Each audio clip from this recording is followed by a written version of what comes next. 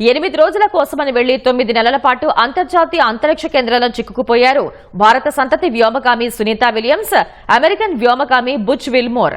Star liner test flight కోసం వెళ్లిన వీరిద్దరూ సాంకేతిక సమస్యల కారణంగా ఐఎస్ఎస్ లోనే ఉండిపోవాల్సి వచ్చింది.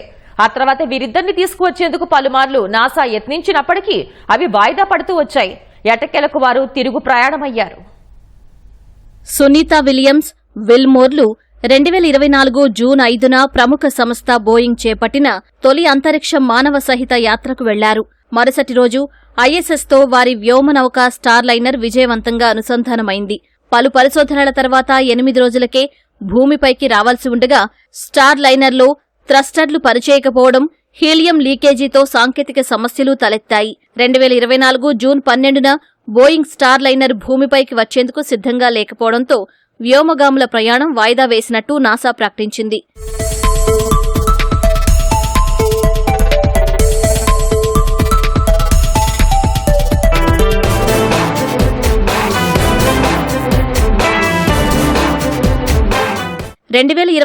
జూన్ 26న వ్యోమగాములు తిరుగు ప్రయాణం కానున్నట్లు నాసా తెలిపింది.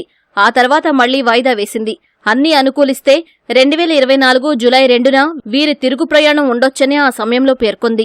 ఈ నేపథ్యంలో సునీతా విల్మోర్ ఐఎస్ఎస్ సిబ్బందితో కలిసి దాని నిర్వహణ బాధ్యతలు సహా పరిశోధనలు చేపట్టారు. కొన్ని రోజులకే సాంకేతిక సమస్యను పరిష్కరించిన బోయింగ్ వ్యోమగాములను తిరిగి భూమిపైకి తీసుకొచ్చేందుకు స్టార్ లైనర్ సురక్షితమే అని చెప్పింది.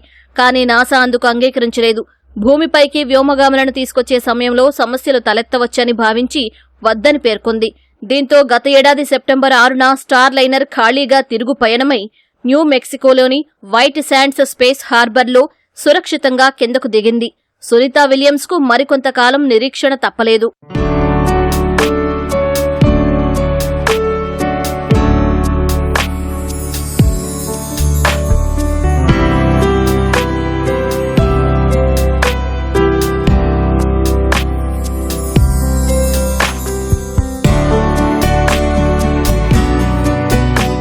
అంతర్జాతీయ అంతరిక్ష కేంద్రంలో చిక్కుకున్న 2 వ్యోమగాములను తీసుకొచ్చేందుకు స్పేస్ ఎక్స్ క్రూ 9 మిషన్తో ఫాల్కన్ 9 రాకెట్ను గత ఏడాది సెప్టెంబర్ 28న ఫ్లోరిడాలోని కేప్ కెనావెరాల్ నుంచి ప్రయోగించారు.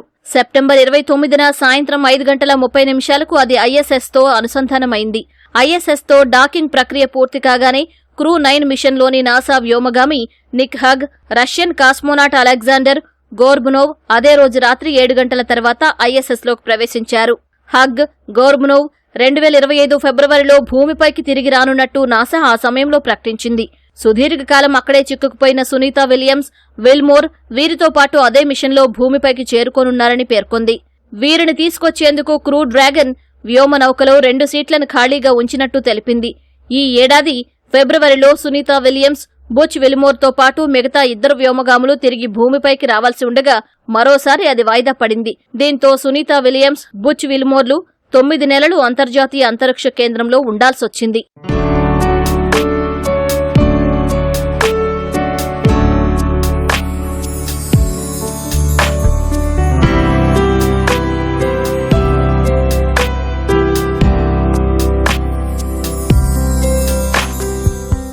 అంతరిక్షంలో ఉన్న సమయంలో సహోద్యోగులతో కలిసి సునీతా విలియమ్స్ దీపావళి వేడుకలు జరుపుకున్నారు. భూమిపై ఉన్న పలువురు విద్యార్థులతో చిట్చాట్లో తన అనుభవాలు పంచుకున్నారు. అంతరిక్ష కేంద్రంలో ద్రవాలను ఎలా తీసుకుంటారో వారికి చూపించారు. ఫిబ్రవరిలో తిరుగు ప్రయాణంపై మళ్లీ అనిశ్చితి నెలకొన్న వేళ తాము అక్కడ బాగానే ఉన్నామని సునీత పేర్కొన్నారు. స్పేస్ ఎక్స్ క్రూ డ్రాగన్ వ్యోమనౌకలో భూమిపైకి వస్తామని ధీమాగా చెప్పారు. ఈ క్రమంలోనే మార్చి 12న స్పేస్ ఎక్స్ డ్రాగన్ వ్యోమనౌక ద్వారా వారిని వెనక్కి తీసుకొస్తున్నట్టు నాసా, స్పేస్ ఎక్స్ ప్రకటించాయి. మార్చి 16న విజయవంతంగా ఐఎస్ఎస్ను డ్రాగన్ క్రూ 10 వ్యోమనౌక చేరుకుంది.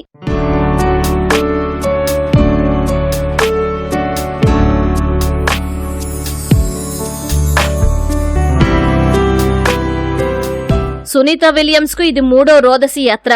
గతంలో ఆమె 2006, 2012లో ఐఎస్ఎస్కు వెళ్లారు. మొత్తం 50 గంటల 40 నిమిషాల పాటు స్పేస్ వాక్ నిర్వహించారు. 322 రోజుల పాటు అంతరిక్షంలో గడిపారు. ఐఎస్ఎస్లో ఓసారి మారథాన్ కూడా చేశారు.